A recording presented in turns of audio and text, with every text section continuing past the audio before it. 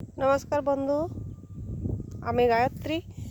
প্রত্যেক দিনের মতন আবার চাষের জমিতে সকালেই ঘুরতে চলে এসেছি। দেখুন, ধান তোলার পরে যে জমিগুলোতে আলু লাগানো হয়েছে, দেখুন গাছগুলো কি রকম হয়েছে।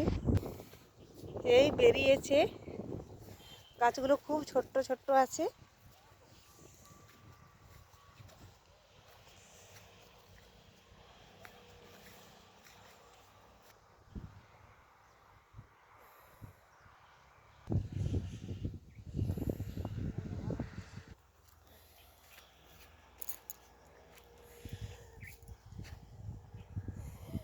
এটা একবার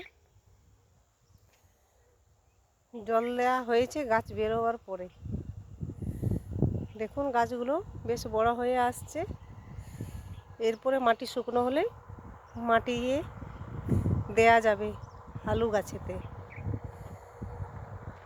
আমাদের এলাকাতে এইভাবে আলু চাষও করা হয়, আর আলুর গাছ এরকম হয়। আলুর ফলন খুব অত বেশি ভালো হয় না, তো মেঝেরই হয়ে থাকে। এখন এই পর্যন্তই।